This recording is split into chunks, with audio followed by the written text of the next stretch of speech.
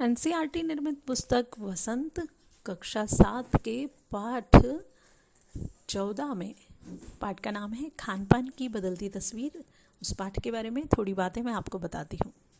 पिछले 10-15 वर्षों में भारत में खान पान की संस्कृति बहुत बदली है। दक्षिण भारत के विशेष व्यंजन जैसे इडली डोसा, वड़ा सांभार, रसम अब उत्तर भारत में भी सुलभ तो हैं ही, और उत्तर भारत की रोटी, दाल, साग और विशेष करके यहाँ की ढाबा संस्कृति पूरे देश में फैल चुकी है। फास्ट फूड जैसे बर्गर, नूडल्स आदि पूरे देश में तेजी से प्रचलित हुए हैं। भारत के इस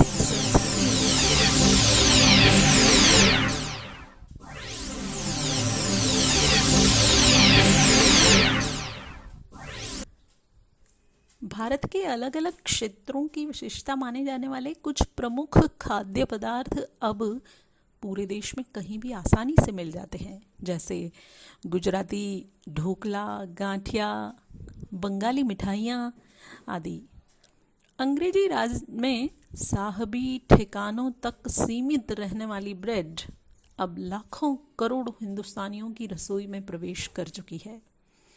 खान पान में आए इस बदलाव में सबसे अधिक प्रभावित युवा वर्ग है। उन्हें स्थानीय व्यंजनों की तो अधिक चिंता या अधिक जानकारी नहीं है, लेकिन नए व्यंजनों के बारे में उन्हें काफ़ी जानकारी है।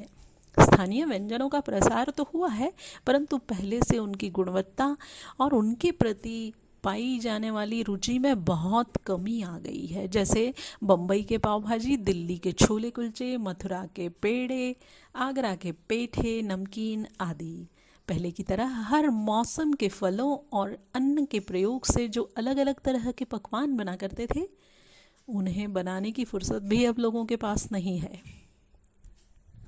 आधुनिक युग में स्थानीय व्यंजनों के प्रति घटती रुचि ने विदेशी व्यंजनों को बढ़ावा दिया है।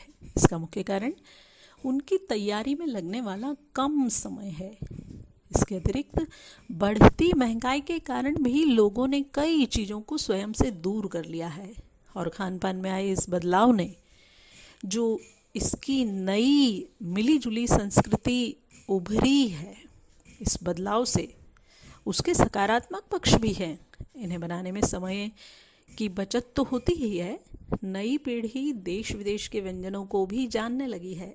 खान पान की इस नई संस्कृति में राष्ट्र को एक अलग सूत्र में बांधने का कार्य भी किया है। अब ध्यान देने योग्य बात यह है कि स्थानीय व्यंजन, इन्हें एथनिक कहा जाना लगा है, उनके पुनरुद्धार का प्रयास किया जाए। कुछ ऐसे ही पकवान जो अब केवल महंगे 5 सितारा होटलों में ही मिलते हैं, उन्हें शनैः शनैः अर्थात धीरे धीरे लुप्त हो जाने से बचाना ही हमारी जिम्मेदारी है। जैसे पूड़ी, कचौड़ी, जलेबी, समोसे आदि कई स्थानीय व्यंजन जो केवल आधुनिकता के कारण छोड़े गए हैं, उन्हें गायब होने से बचाना होगा। समय और धन की बचत को ध्यान में रखकर हम कई ऐसी पश्चिमी व्यंजनों को अपनाते जा रहे हैं जो स्वाद, स्वास्थ्य और सरसता में हमारे अनुकूल नहीं हैं।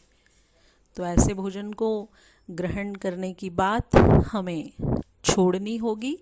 एक साथ तो हम छोड़ नहीं सकते, लेकिन धीरे धीरे कम करते हुए इन व्यंजनों को हम आसानी से छोड़ सकते हैं और हमारे शरीर को बहुत सारी बीमारियों से बचा सकते हैं।